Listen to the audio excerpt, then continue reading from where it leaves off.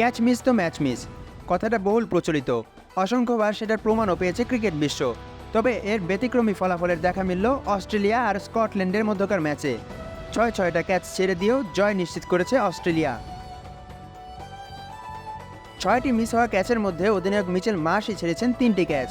ক্রমান্বয়ে ছেড়ে দেওয়া ক্যাচের কথা বললে শুরুতে আসবে স্কটিশ ব্যাটার জর্জ মানসির ক্যাচ। চতুর্থ ওভারে মিচেল স্টার্কের করা বলে মিড অফের দিকে ব্যাট চালান মানসি। তবে সঠিক সময়ে লাফ দিতে পারেননি মিচেল মার্শ। আবার খানিক বাদে ট্রাভিস হেডের হাত থেকে ছুটে যায় একটি ক্যাচ। কোভার অঞ্চলে দাঁড়িয়ে থাকে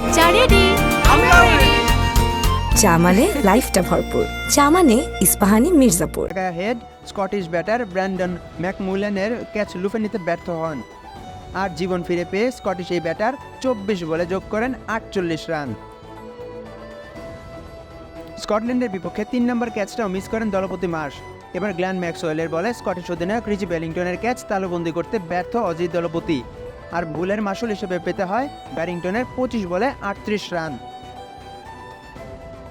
14তম ওভারে আবার মিচেল স্টার্কের বলে স্কটিশ ব্যাটার ম্যাথিউ ক্রসের ক্যাচ মিস করেন অ্যাডাম জাম্পা। তার আঙুলের স্পর্শ লেগে বল চলে যায় সীমানার বাইরে। 15তম ওভারের শুরুতে আবারও ব্যর্থতার পরিচয় দেন মিচেল মার্শ। আবারও সেই রিচি বেলিংটনের ব্যাট কভারের দিকে চালনা করলে ক্যাচের সম্ভাবনা জাগে। তবে এবারও মার্শ চালুবন্দি করতে ব্যর্থ হন। লাফ দিয়েও যেন সঠিক সময়ে ধরতে পারেননি বেলিংটনের ক্যাচ। মার্শ যখন একের পর এক ক্যাচ মিস করে যাচ্ছেন তখন সেই প্রতিযোগিতায় নাম লেখান ম্যাথিউ ওয়েড। স্ট্যাম্পের পিছন থেকে ম্যাথিউ ক্রসের ক্যাচ দস্তানায় লুফে নিতে ব্যর্থ হন তিনি। সুইপ শট খেলতে গিয়ে ঠিকঠাক ব্যাট চালাতে পারেননি স্কটিশ এই ব্যাটার, যার ফলে একটি ক্যাচের সুযোগ তৈরি হয়েছিল অস্ট্রেলিয়ার জন্য। আয়ারল্যান্ড অস্ট্রেলিয়ার ম্যাচে ক্যাচ মিসের এক উৎসবের সাক্ষী হলো ক্রিকেট বিশ্ব। তবে এই ম্যাচের আগেই বিতর্কের জন্ম দিয়েছিল অজি বোলার জশ হ্যাজেলউডের রসিকতার বক্তব্য, যেখানে আয়ারল্যান্ডকে এই ম্যাচে ছাড় দেওয়ার গুঞ্জন উঠেছিল অস্ট্রেলিয়ার বিপক্ষে। ক্যাচ মিসের এই মিছিলে যেন সেই গুঞ্জনকেই স্মরণ করিয়েছে বারবার।